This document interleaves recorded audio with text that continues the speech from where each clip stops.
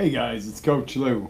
We've had quite a month or 6 weeks here of our motivation series, our Monday motivation, kicking off with Motivation 101 and bringing it all the way down to today's training, which is putting it all together. How do we take those bits and pieces that we have brought you and get them all working together? Easy. We review, we set a plan in action, and we follow through with the plan and we review where we're going. I know some of the stuff we may have learned early on in this series, you may have gone, oh, hey, this is great. You were practicing it for a little while, and then you may have lost touch with some of it. So today, bam, we're in for review. It is review day. It's how to take this piece, this good idea, this great concept, this, meld it all together in one nice balanced circle so that it works for you. See, in life, in business, in relationships, balance is key. So today, as I balance my glasses out, is key to what we're doing because we have to balance all these pieces out. Does it mean each section gets equal attention? No, not every section needs equal attention because each and every one of us have our strong points and have our not so strong points. You follow me on this? I might be really good at something that you really struggle with. You may be really easy and good at something that I really struggle with. So one person might have a procrastination issue, the other person might have the issue that they go forward before planning. So everybody's different. And like we're going to cover next month in the physical stuff, the bio individual, we also have the psychological individual. We are all wired slightly different. So we need to put all this together in a fashion that it's balanced out. Picture a tire on a vehicle. Should be round, yes?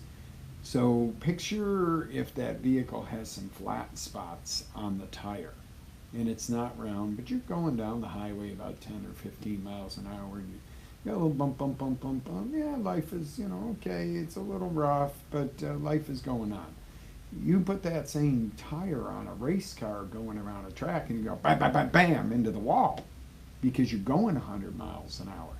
You see where I'm going with this. It's not a matter of, can you get away with flat spots on the wheel?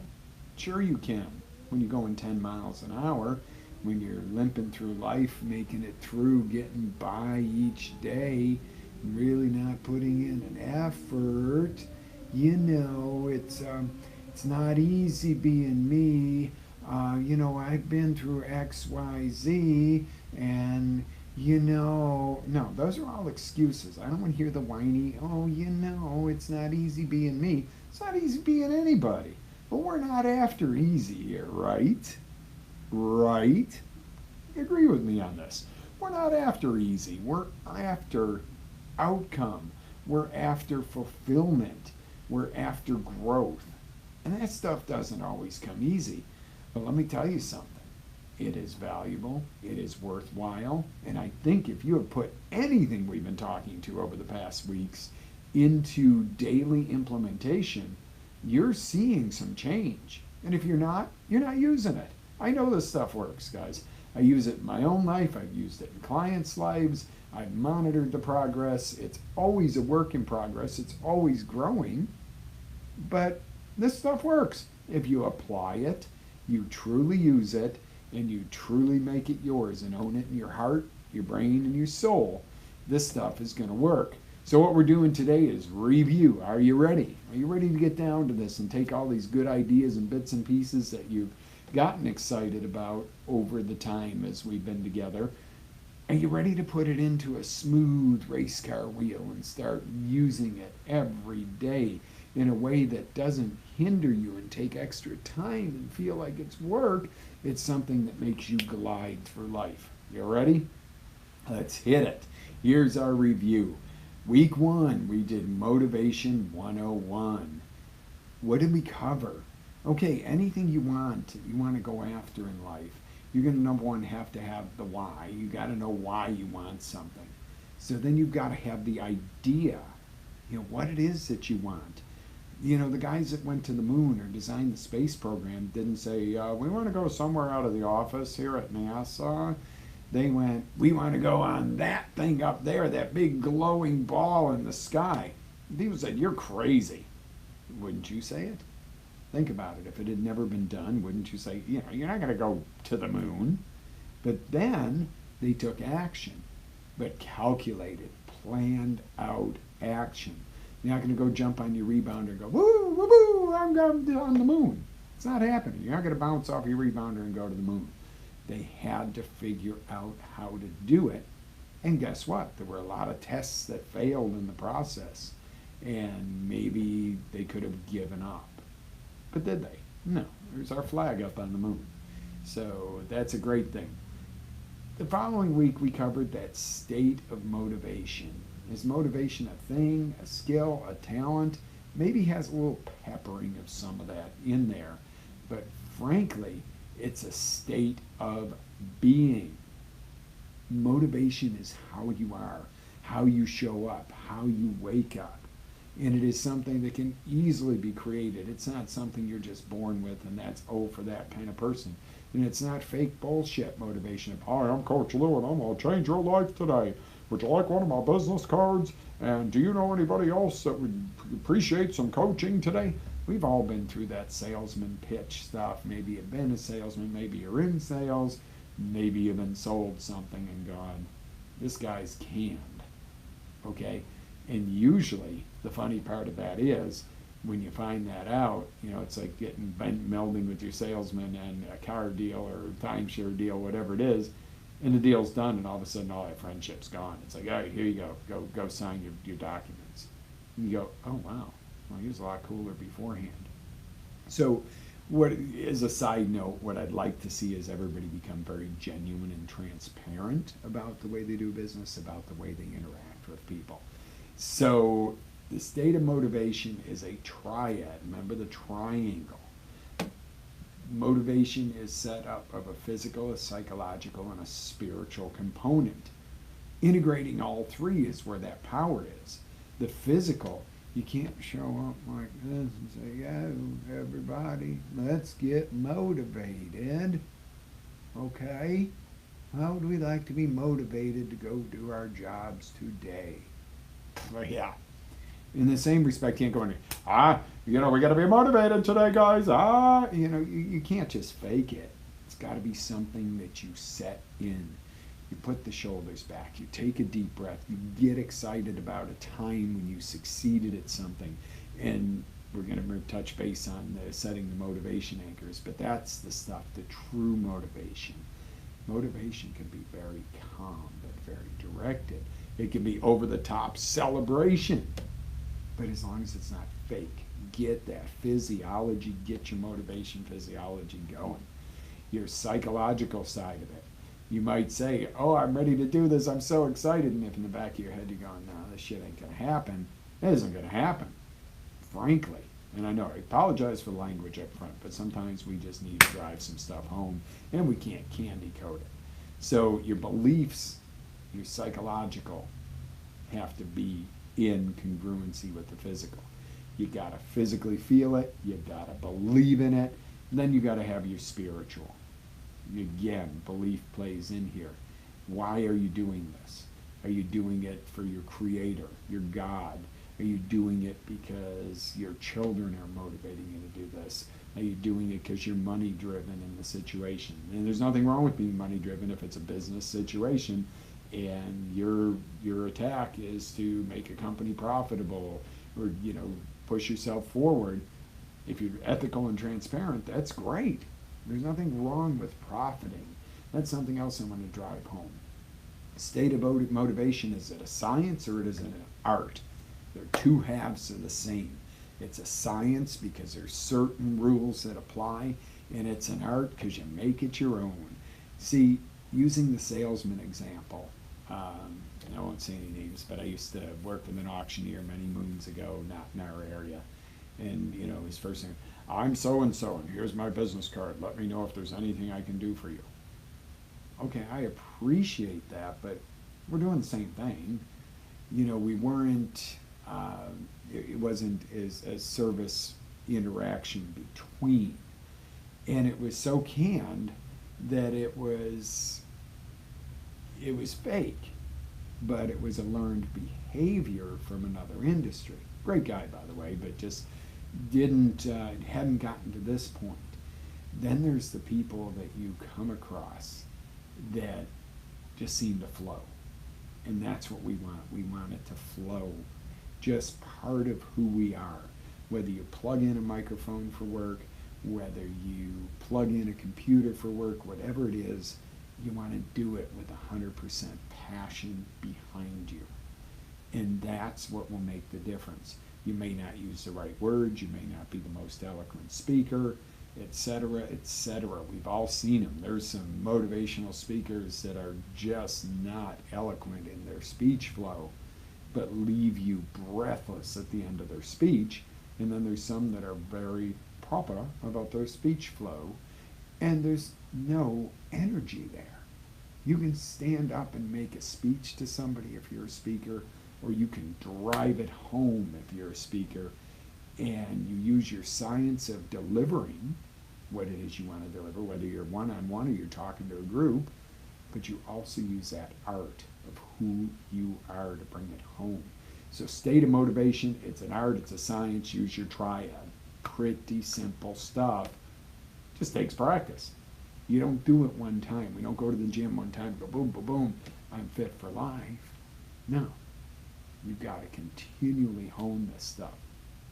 The following week, we got into emotional endurance. This is the stage where you know your outcome, you're taking action, shit's getting real, and then your shit gets knocked sideways by something you did not expect. Something happened, somebody let you down, there was a regulation change, you got fired from your job, your car got crashed, all kinds of stuff can come along. You didn't count on this. Nobody gets up each day and goes, oh, I'm afraid I'm gonna crash my car today, or get fired, or my spouse is gonna die, or, these things come at you. You don't ask for them. Some of them do. I mean, if you drive like an ass, you might risk a higher risk of a car crash. You might be the best driver in town and be in a car crash. I've seen it. We've all seen it. So these are the things that you've got to have the fortitude to push through no matter what's going on around you. You need to stay focused on your outcome. You need to remember why you're doing it, and you need to appreciate the growth and adjust your actions to go over the pitfalls. There are going to be pitfalls no matter what it is you go after. There's going to be pitfalls. You've heard it said, and I've said it 100 times, it's darkest right before dawn.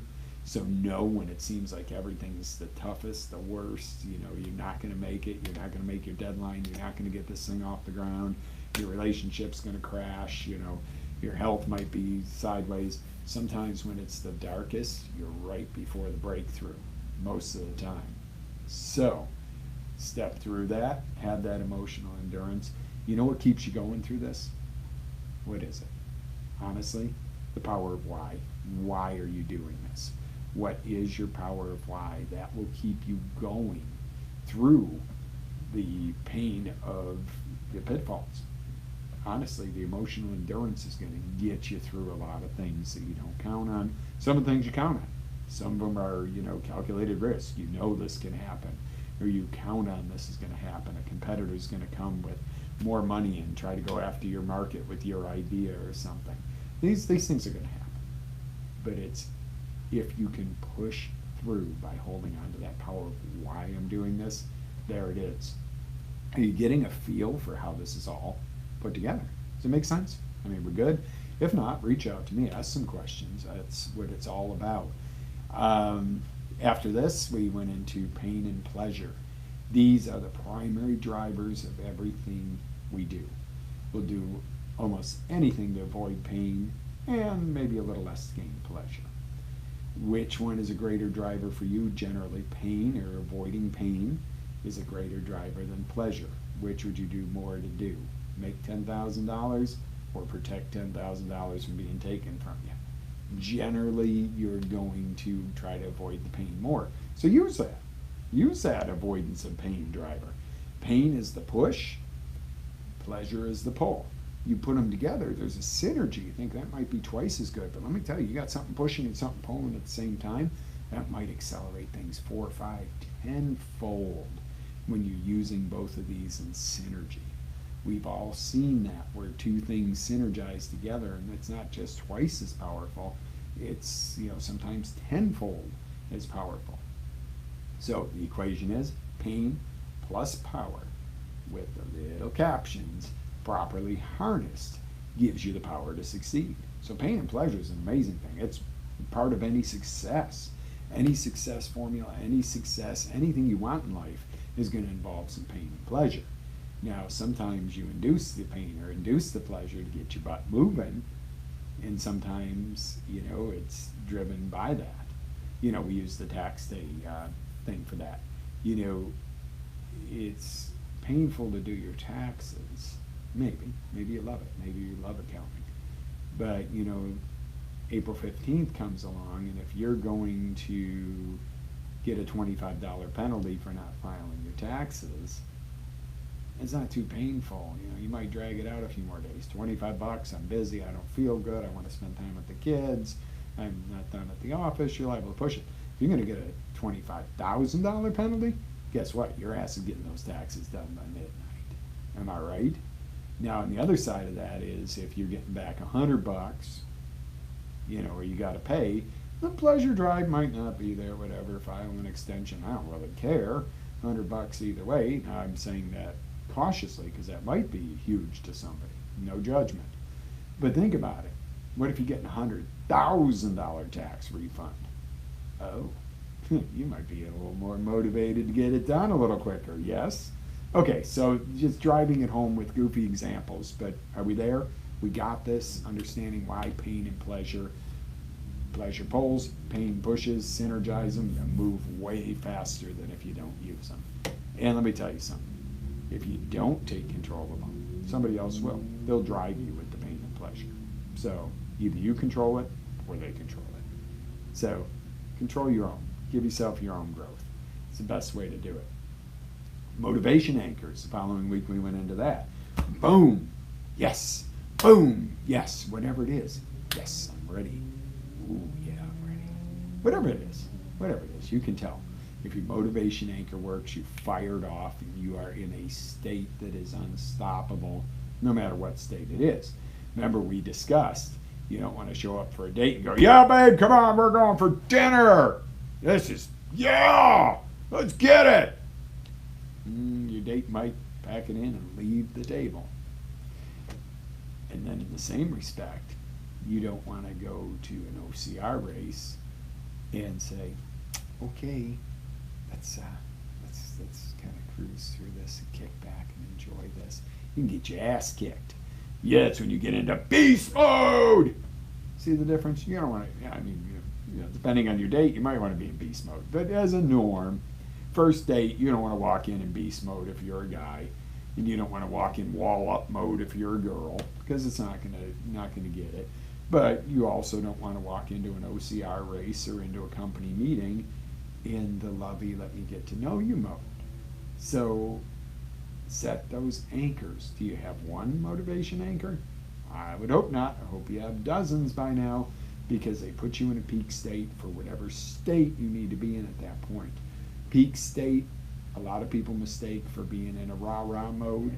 Doesn't have to be that. If you're getting together with your spouse, your loved one, your significant other, you might want to have a different peak state. It might be a very calm, sultry peak state, or whatever it is. So remember, just peak at whatever it is. Got it? Cool. So if you don't have your motivation states anchored, or you skip that one because you thought it was hokey, get back in and do it, because all your success is going to depend on it. Then we had to use the power of why to drive everything. And we keep going back to that. We cycle in and out of the power of why. Are you still using your power of why? Do you still look at your outcomes and goals and say, you know what, I'm doing this because? Have you lost track of what your power of why is? Have you gotten caught up in the daily trudge of what you're doing? Maybe you opened a business since we started, or got a new job, or got a new relationship, but now you're in the daily activities and you forgot why the heck you're doing this in the first place. Don't lose that power of why, because that will drive you through the emotional endurance, that'll drive you through the pitfalls, and it'll keep you happy as you know you're succeeding because you're fulfilling your power of why. So you'll know, is your motivation level high or low? Are you in that relationship going, oh yeah, I can't wait to go see my baby? Or are you, yeah, okay, yeah, I'll see you later, hon, see you. You know, and that could be years into it, not just 6 weeks. But if 6 weeks into it you're in a relationship, you'd probably need to start looking. Just saying. But, you know, is that motivation level high as it was when you started? If not, get back to that power of why, what drives you. Next thing we went into is strategic planning. Define your outcome mission. Statement is your first point there. Do you have a plan? Define what it is you want. Make a plan. Have you set your milestones throughout to see if you're succeeding? Are you celebrating your wins and making sure you're growing from your shortcomings? You're going to have some shortcomings. And you know what? Get excited about them because they're going to make you grow. It's going to make it better for the next time. It's going to teach you. You're going to become more as a person. All right, shortcomings, cool. Didn't get my outcome, but I learned something invaluable I can use. Wow, that's a better outcome sometimes than the first one you set. Power of your team. Who's your top 5? Because you are the sum of your top 5. If you take and add up their income and divide it by 5, chances are that's very close to where you are. If there's other ways you can measure, physical, emotional, everything else, same deal. You are the outcome. You are the sum of your top 5 people that you spend time with. Does it mean you only get 5 and you go into a little circle? No, I connect with thousands of people and like thousands of people and love the world and want to do great things. But your core 5 are going to reflect who you are. Pick them wisely. Does that mean your family's your core 5? Does not mean that whatsoever. As they say, love your family, pick your peers. Love your friends, pick your peers. Your sphere of influence is important because it's going to define who you are. I can't say it any clearer.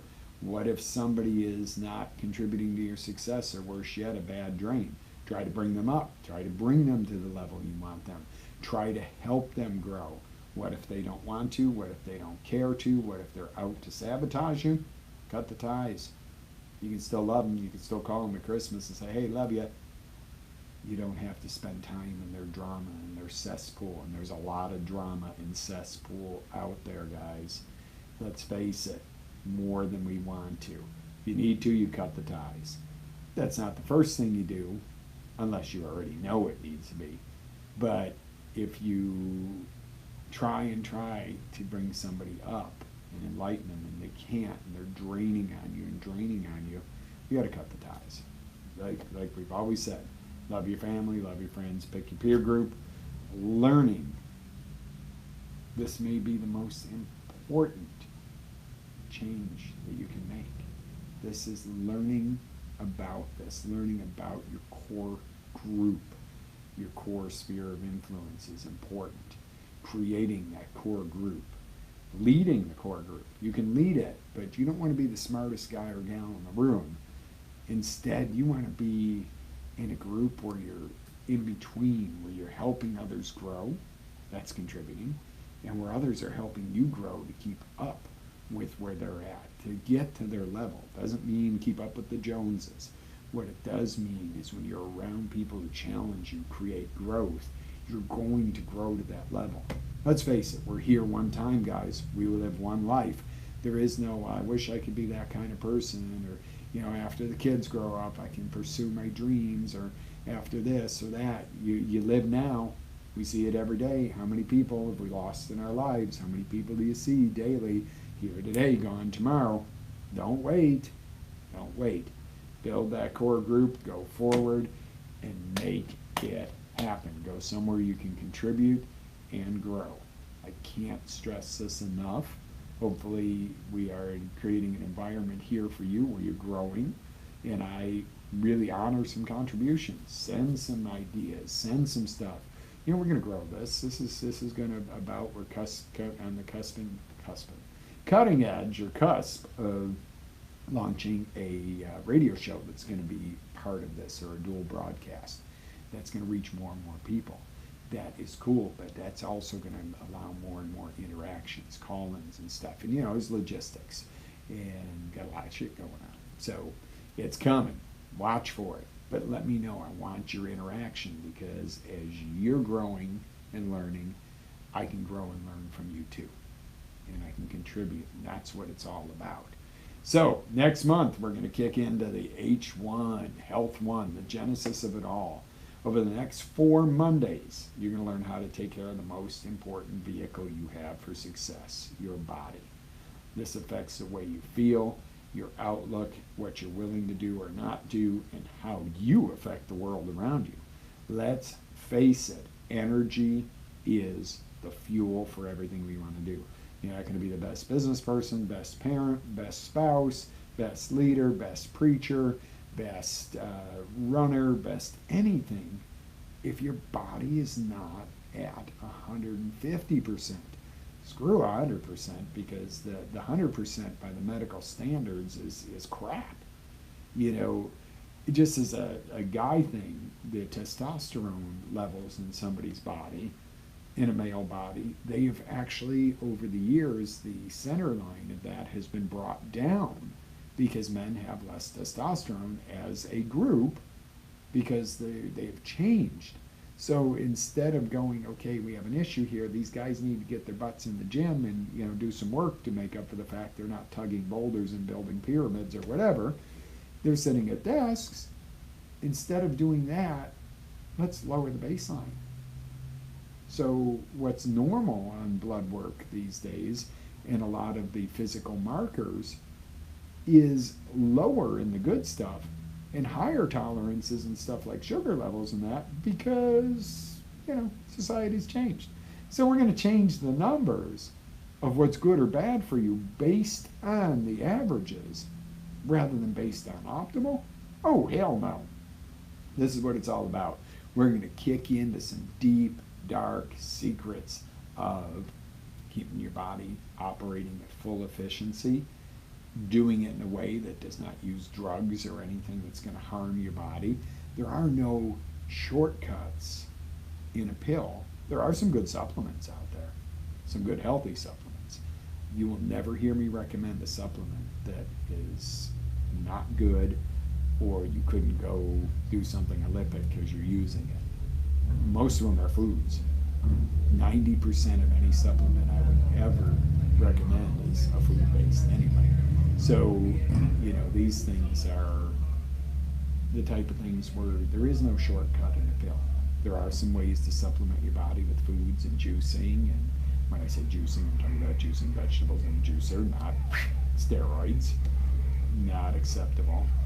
Yeah, I really wish people wouldn't pull up on their motorcycles during my filming with their stereo blasting and drive down the sidewalk. I am all about being an individual, but I am also about common courtesy. And this is a little digression from where we're going. But what if, in this world, you were a little more courteous at the grocery store? You were a little more courteous when something goes wrong and you need to deal with a customer service agent. What if we were a little more courteous in traffic? What if each and every one of us in the morning let one more person in when the traffic's bad with a smile, instead of trying to run them off into the guardrail? I know you're out there. I know we've all done stupid stuff and we get panicky and upset and, you know, less tolerant. What if we just had a little more common courtesy?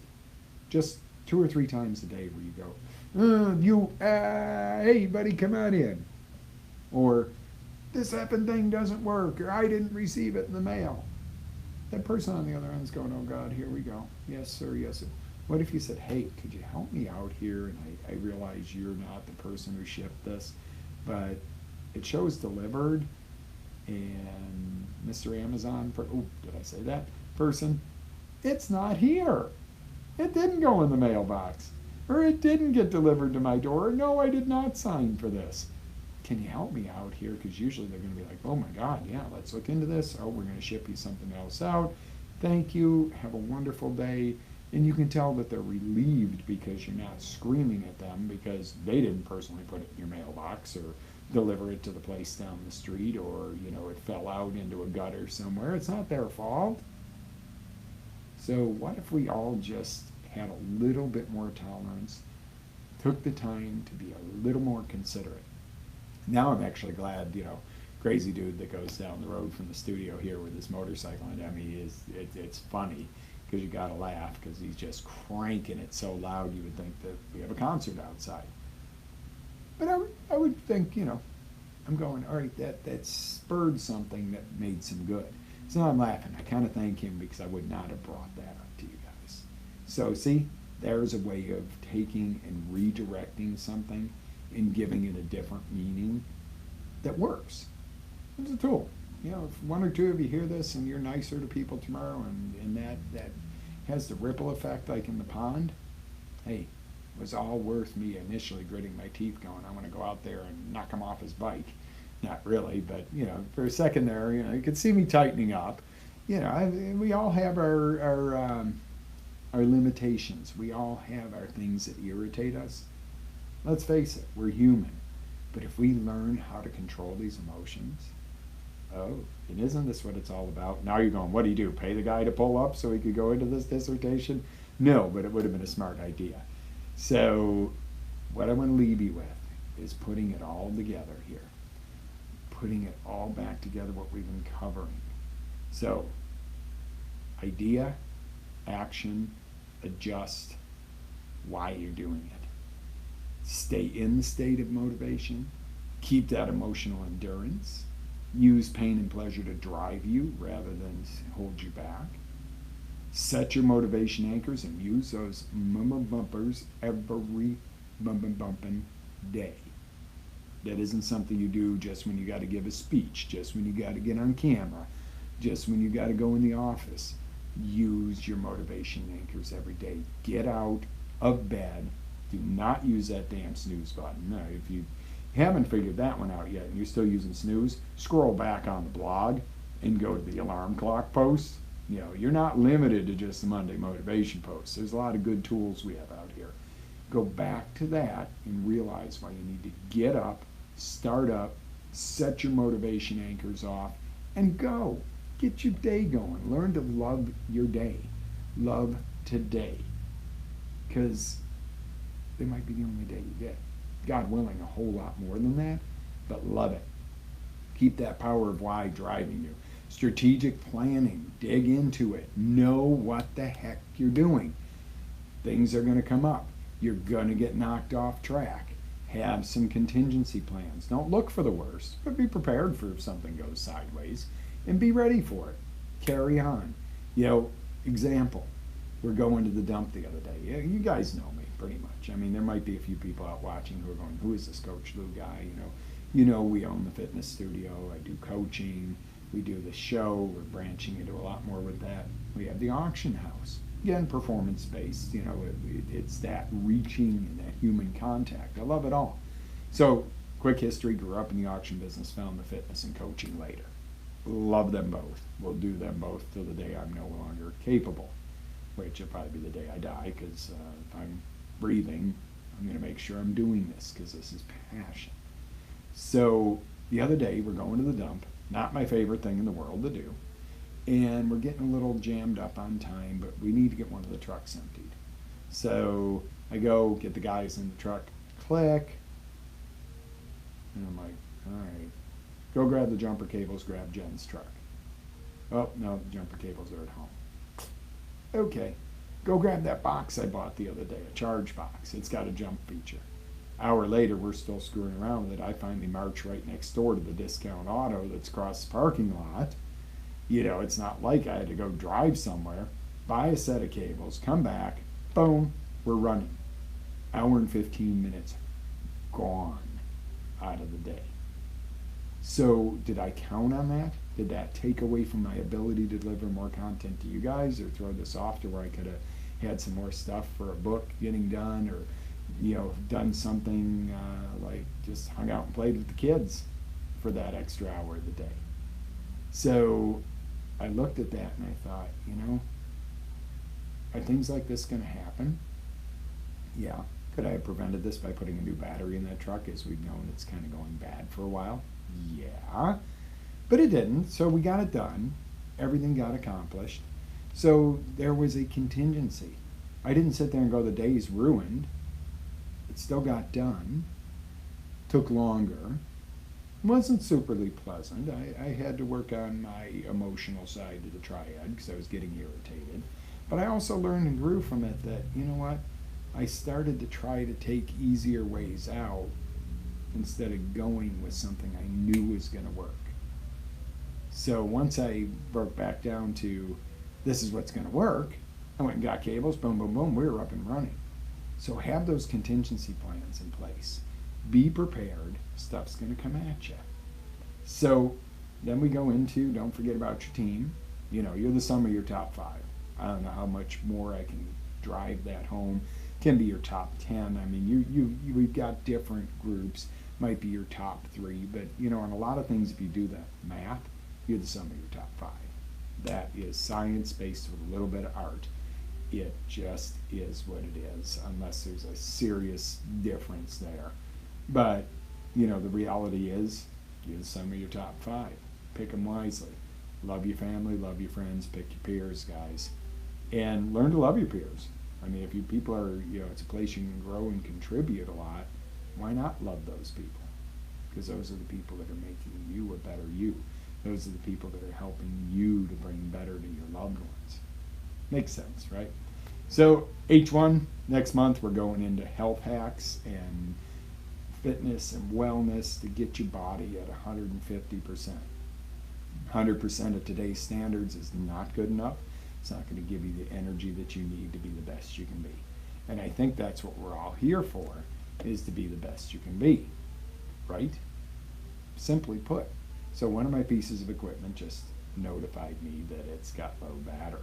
Probably telling me to shut up and let you guys go from this training, I'm sure. But, there again, same type of deal. If I had that piece charged fully, we wouldn't run out of time. I could go for hours. And you're going, okay, Lou, let us go. I get you. We're ready to go to the next level. Bring it on. I get it. But my point there is if it ran out of charge, what if it ran out and literally ran out and shut down the production? What if your body runs out halfway through the day at work? What if your body runs out halfway through some intimate time with your spouse? Oh boy, that wouldn't be very good, would it? What if your body gives out and it fails and your heart stops beating? Then it's done. This is why health is so important. This is why it's such a passion of mine. Because there's no guarantees. We could all get mowed over by a bus tomorrow, and I hate when people say that. Or grandma smoked and lived to be 100, but she ate, stuff that wasn't jacked up with antibiotics and all the garbage, and she didn't live, next to a sewer plant that's leaking into your water supply or whatever, or in Love Canal or something like that. She lived out on a farm. Maybe a different animal there, literally. But you know what I'm talking about. There's always that exception. The general rule is the better you take care of your body, the better you take care of your health, the more energy you're going to have, the more longevity, opportunity you're going to have. When it's our time and the guy upstairs picks our card and says we're going, that's not for me to argue with. But the chances are that the better you take care of your body, the better longevity you should have. But most importantly, it's not necessarily the quantity of life or the quantity of anything, but the quality is what's important.